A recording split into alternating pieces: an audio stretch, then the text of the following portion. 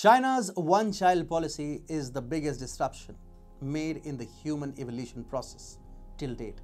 And it has way too many side effects. A spineless army, a fast-aging population, rapid shrinkage in population, and trafficking of women from poor neighboring countries for sexual gratification by Chinese men. But there is an even bigger issue: female feticide and abandonment of innocent baby girls. The issue is censored by the Chinese Communist Party. But today, I'm going to unravel the darkest chapter in CCP's history. Hi and welcome to TFI Global, the foreign affairs and geopolitical analysis arm of the TFI Media Group. I am your host, Atul Mishra. And in this video, I will tell you about the story of millions of killed and missing girls in China. Let's begin. When Chinese President Xi Jinping announced the three-child policy, effectively allowing Chinese couples to raise multiple kids, Song Chungxia, a cleaner in Guangzhou, felt somewhat cheated. She believes that she wouldn't have given up her girl child had the CCP not introduced the one-child policy in 1979. Song had gotten abortion in the 1990s upon discovering that she is pregnant with a girl. It was the one-child policy era, when many couples preferred killing female fetuses because they wanted to ensure that the only child they could give birth to was a son. Being a patriarchal society, many Chinese couples weren't ready to raise a daughter as their only child. This is a heart-wrenching story of 20 million missing baby girls who were sacrificed due to CCP's one-child policy. It all started in 1979 when the Chinese Communist Party told the people of the country that they would face penal consequences if they gave birth to more than one kid. With the implementation of the policy, many Chinese couples resorted to sex-selective abortions and abandonment of baby girls to ensure that their only child was a son. In Chinese culture, the bloodline is passed down through the male side. So for many Chinese couples, it was all about saving their bloodline. China's official population statistics indicated a loss of over 230,000 baby girls in 1981, just 2 years after the one-child policy was enforced.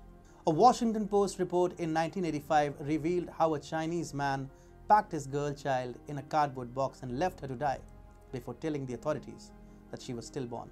In order to hide its crimes from the world, the Chinese Communist Party decided to hide the sex ratios of newborns after 1981. Chinese baby girls and female fetuses were slaughtered and abandoned well into the mid-2010s.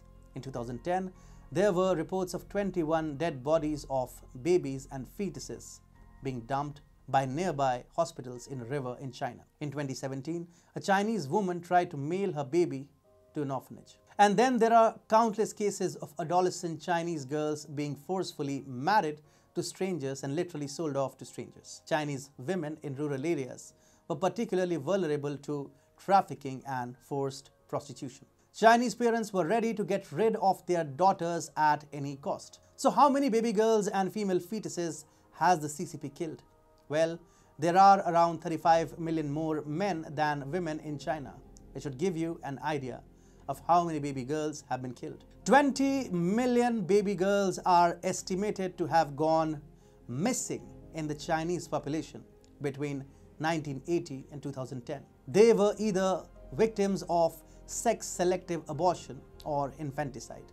For many baby girls who managed to survive, life wasn't easy. Some families left female babies abandoned in public spaces in the hope that they will be adopted by another family.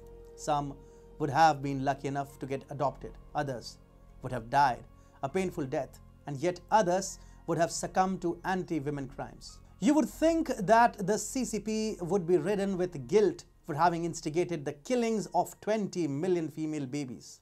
Well, no.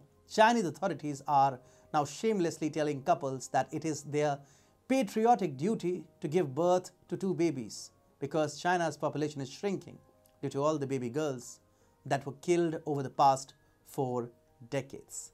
Yes, the CCP actually wants to reduce Chinese women into state-owned baby-producing machines.